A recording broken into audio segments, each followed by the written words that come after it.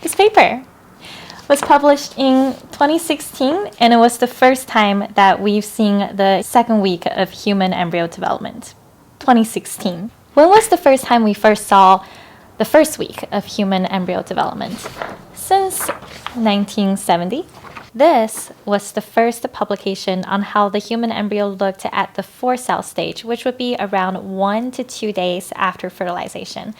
Look, you can still see the sperm surrounding the embryo. So yeah, at that time, they didn't use the needle. They literally, I'm oversimplifying obviously, plopped the egg into a cocktail of sperm. And then in 1971, the same group got 2 embryos to develop into the blastocyst stage, which would be around day 6 after fertilization. And then the field was stuck. So the whole point of all this was to combat infertility. So you would have a couple that was having trouble conceiving naturally, and you would take the egg and the sperm, put them in cell culture to try to get fertilization to happen in cell culture or in vitro, hence in vitro fertilization, IVF. A few days later, a healthy embryo would be picked to be reintroduced into the prospective mom to hopefully get a healthy baby at the end of all this.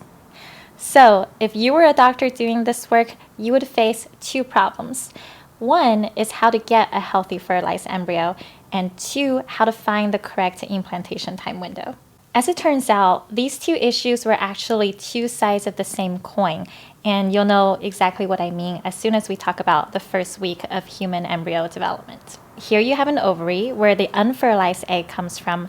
The egg and the sperm would meet in the fallopian tube, and fertilization would occur here. Over the next several days, the fertilized egg, called the embryo at this point, would continue dividing and make its way down the fallopian tube toward the uterus. By day 6, the embryo has between 200 to 300 cells and is now called the blastocyst. The blastocyst has an inner cell mass that will develop into the fetus, an outer cell layer that will become part of the placenta, and an empty cavity called the blastocele. At this point, the embryo would have arrived at the uterus and started implanting into the uterine wall. Up until the mid-1990s, it was still really hard to get an embryo to develop into the blastocyst stage in cell culture. And what that means is that physicians would routinely inject embryos back into the mom that were between day 2 and day 4 of development. Do you see a potential issue there? Day 2 to day 4 embryos are normally still in the fallopian tube, which means in the vast majority of the cases, these embryos simply would not implant correctly. And so after they re-injected into the mom, the embryos would just disappear. In the small number of cases where implantation did occur, it would be a tubal implantation, which would only support a few weeks of development. So if you want your embryo to implant correctly, you have to get it to the blastocyst stage. And that need was what pushed the field to the next technological advance, which was to grow the embryo on top of mom's own endometrial cell layer, pioneered in this paper published in 1999. And then, using this method, in 2003, one group got past day 6 and saw for the first time the process of human embryo implantation in cell culture. Right, so we're at day 9 now. That took about 30 years. But now we have another problem because during the process of implantation, the human embryo essentially sneaks underneath the mom's endometrial cell layer. So unless we have some sophisticated way of tracking the embryo, in terms of studying the next stage of how the embryo develops, we're stuck again. Until 2014, when this group figured out how to grow the mouse embryo on its own without a feeder cell layer underneath past the implantation window. And then 2 years later, in 2016, they modified this method and published the first viewing of the human embryo past day 9. And this is what they found. Starting with the blastocyst at day 7, they saw that the inner cell mass was 2 different cell types, the epiblast and the hypoblast. By day 11, the epiblast cells are pretty abundant at this point, and they saw how they were all clustered on the inside while the hypoblast cells surrounded it. And it also looks like there's a hollowing out on the inside of this ball of epiblast cells. Using 3D reconstruction, the researchers found that indeed there is a cavity inside the epiblast. This would be the amniotic cavity. And there's also another cavity between the epiblast and the hypoblast layers. This would be the yolk sac.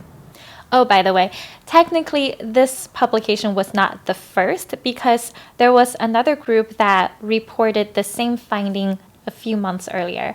But I am choosing this one to talk to you about because it's open access, which means the authors have made their manuscript available on PubMed Central for free, so you don't have to pay to read it, and I don't get sued by the publisher for featuring it. Okay, hang on. If implantation was first observed in 2003 and the rest of the second week of human embryogenesis was published in 2016, how come my human embryology textbook, which was published in 2009, has this exact sequence of events? Let me get back to you on that. As it turns out, there are less than a handful of repositories for early human embryo tissues. Within the Carnegie collection, there's only one embryo that was thought to be at the day 7 stage, one embryo for day 9, one embryo for day 12, and one embryo for the day 13 to day 17 window. And these were all collected when women who didn't think they were pregnant at the time, who went to see their doctors for pelvic pain and bleeding, who would then wound up getting a hysterectomy, and then the doctors, while they're examining the uterus that has just been taken out from the operation, they would find these really early embryos that had just implanted into the uterine wall. And then they would have to back calculate to figure out how old the embryos were based on the patient's record of her menstrual cycle. So the rest of our understanding with human embryo development at that stage were all conjecture based on a combination of studies with fish, chick, mouse, and monkey embryos, which means those two 2016 papers were the first time that we saw the human embryo develop during the second week of embryogenesis in real time. That is pretty darn cool. So cool that it actually led to a major policy change in 2021 known as the reversion to the 14-day rule. Let me know if that is something that interests you. Hey kitty, can I show you a paper? Look, read with me. No? Bye.